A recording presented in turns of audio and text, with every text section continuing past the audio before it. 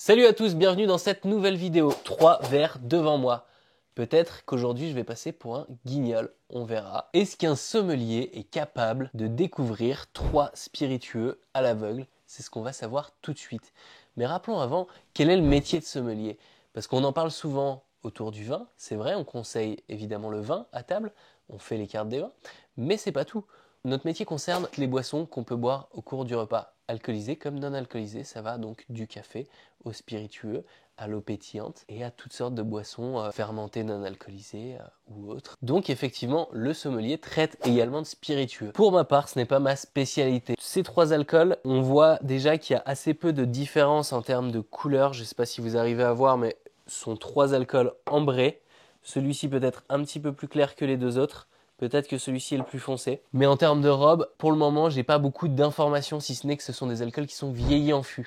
Et oui, première chose à savoir, toutes les eaux de vie sortent blanches. Si on fait une eau de vie de pomme, ça va sortir blanc. C'est ensuite l'élevage qui va amener cette couleur légèrement ambrée. Et c'est pour ça qu'on va pouvoir l'appeler Calvados ensuite, après un certain nombre d'années d'élevage. Pour le whisky, c'est pareil. L'eau de vie de grain est blanche naturellement. C'est l'élevage qui va amener cette couleur légèrement ambrée, légèrement caramélisée. Alors, une fois n'est pas coutume, on va parler d'industrie. Certains industriels ajoutent du caramel dans ce genre de boisson pour apporter de la couleur. Généralement, quand on travaille proprement, si on va sur des jolis spiritueux, on n'a pas d'ajout.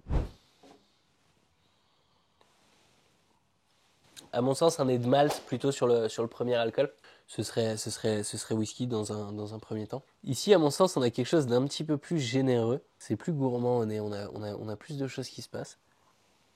Un poil plus de puissance alcooleuse aussi. À la première vue, j'irais sur de la canne à sucre comme matière première, donc un rhum. C'est un premier pronostic, hein. C'est pas sûr que ça se valide.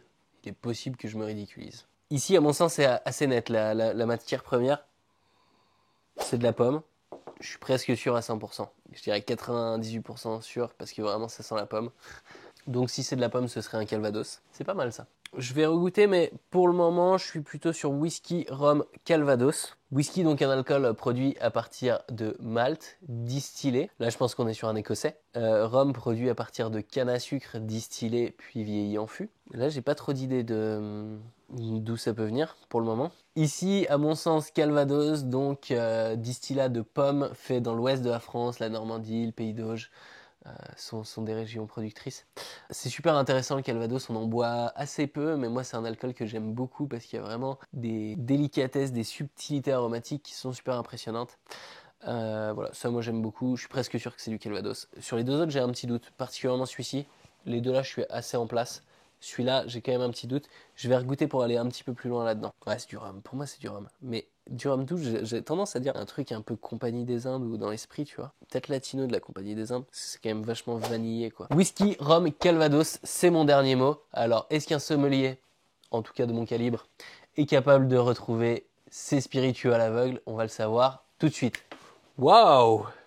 J'avais donc raison, je vais pas vous le cacher, je suis pas peu fier de moi quand même. Les spiritueux, c'est une vraie part du monde gastronomique. On parle souvent de whisky, de rhum, mais il y a vraiment beaucoup d'autres choses, je pense notamment au Calvados, mais il y a plein d'autres choses, cognac et autres, qui sont très intéressantes. Après, si t'aimes le whisky et le rhum, c'est très bien aussi, mais effectivement, il y a des très bels accords à faire sur tout un tas de spécialités gastronomiques, et même en fin de repas, en digestif, c'est toujours très agréable de se pencher le nez sur un joli verre d'alcool. Une belle dégustation rondement menée. Dis-nous en commentaire si tu as déjà fait cet exercice de déguster des spiritueux à l'aveugle pour déterminer lequel est lequel. C'est toujours très intéressant. Si derrière ton écran, tu es un fan de spiritueux, sache que chez Jus de Goutte, on travaille intensément à rentrer les plus belles raretés de cet univers. En rhum, on a des très jolies choses. Je dis ça, je dis rien. En Calvados, on a des très jolies choses. Je dis ça, je dis rien. En whisky aussi, mais celui-là, on l'a plus. Tu peux retrouver tout ça sur Jus de Goutte, sur le lien en description, comme d'habitude. Allez, cheers!